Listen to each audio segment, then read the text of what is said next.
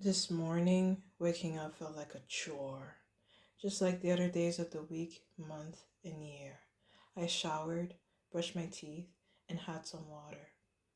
This morning, I saw her with someone new. We were heading to class and she talked to me. It was the same warm smile that was there every time. All I got was a quick, "Hi, Clay." This was a gift that everyone had access to. Her kindness seemed to have no bounds. She even managed to somehow learn all of her names. Like the sun, she didn't spare anyone from her glow. I always sit at the back of the classroom and no one sits next to me. It's actually the only empty seat left. Everyone would rather sit next to their friend. The teacher was talking a lot today. I wasn't paying attention, but it sure was annoying to hear all this noise. I really wanted to go home. At least it was quiet. At lunch, food tasted like nothing as usual, and the sounds were deafening as usual. Before, I used to eat on one of the benches that nobody used. No one was there, and I could eat in peace. The cloudy sky was a nice view. It gave my little mental escapades a calming background. She she used to cook the best meals. Reading the books she used to get me was nice too. I miss her so much. The days that passed felt like loops of one another, like an old useless record. Although today something was unusual. It was Saturday, which is usually the day where I realize that there is nothing left in the fridge, get too lazy to buy something during the day, and end up having no other choice but to buy something at night. Starving is and never will be pleasant. Not even my procrastination can beat it. All I wanted was some food and drinks. I would get it delivered. The thing is, my aunt would see it, and I don't want to hear from that ghost of a caretaker. It was dark outside. The lamppost was flickering. Some guy was smoking a cigarette outside the store. Quite unsettling. Not out of the ordinary, though. I was about to pass through the automatic door when I bumped into someone. They seemed unwell. They said, "Sorry," in a low, shaky voice. It was a girl. She sounded quite familiar. I guess I was too stupid to recognize who it was. I responded, "Okay," in a low voice as well, which didn't matter since she had already passed me. Weird. Lately, it seems like I keep thinking of her. It's like I really am trapped in an endless loop. She's not here anymore. She left me. I'm alone now. I thought that I had gotten used to it. I thought that by now I would be close to finally being free. It's all her fault. Didn't she know? I can't live without her. She's my... Sir? Sir! Sir, it'll be 20 euros and 65 cents. Uh, oh, no. Another instance of me making a fool of myself. The cashier must take me for a creep now. Of all the places to stare at while spacing out, did it have to be her chest? Should I apologize? No, it would just make things more awkward. I'll just pay and leave. What are the odds that the next time I come here will be her shift? Maybe I should just never come here again. Embarrassed and somehow slightly traumatized by my own actions, I left the store and right there I saw her. She was sitting there, hugging her knees on the side of the store, crying and eating ice cream at the same time.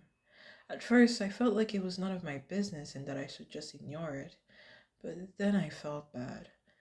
It must have been because of that familiar feeling since I've never done such a thing before.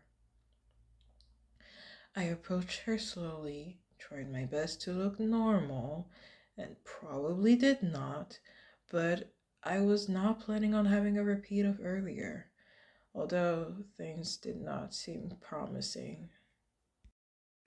Since when did I have such great morals? I don't know what made me think that I would be of any help. I was kind of expecting her to tell me to piss off, leave her alone, and maybe even add an insult to it. I personally would like to be left alone if I was crying. At least I could say that I tried for once. As I got closer, the face that was previously hidden by a hoodie revealed itself. I knew her! It was the only human being that I looked forward to seeing every day. Someone that in my mind couldn't possibly be so sad. Karina? Is that you? Those two questions had the clear answer and didn't need to be asked. What's wrong with me? We love to ask dumb questions first, don't we? The serious ones always come after. That's how she used to talk to me. I would fall, get a bruise, and after clearly seeing it, she would ask, Are you hurt? Like seriously, as if it wasn't obvious. Then came the important questions. Did you fall? Do you need help walking? Somehow she would always wipe my tears away without even touching them. I wish I had some of her magic. I guess I can still give it a try. Karina looked at me with teary eyes. She seemed miserable. I wanted to ask why she was crying, but the words didn't come out. I was already failing. She gave signs of wanting to say something, but wasn't able to. That must have frustrated her because she started to cry even more. I wasn't helping. Like words didn't appear to be something that was going to be exchanged. I decided to just sit next to her. She looked at me puzzled, but she didn't push me away. Obviously, I was at a good distance from her. My plan wasn't to make her uncomfortable. She cried for a while more, and I just stayed there in silence, not sure if I was of any help. I do know, though, that sometimes when you cry alone, you can feel lonely. Maybe I helped a bit with that. I'm ugly, aren't I? Those are the first words that she managed to tell me. It is true that her eyes had become a bit puffy. She also had a bit of snot coming out of her nose. Ugly, though? I doubt she's ever been close to that. She was always beautiful in my eyes.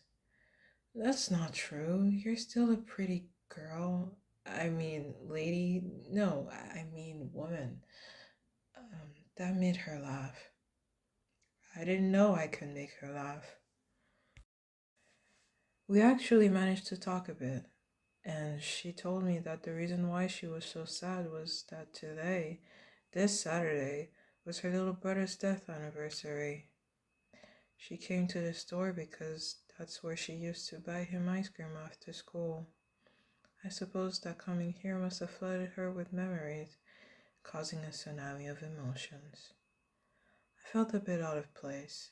To me, it was weird that she was able to be so open with me.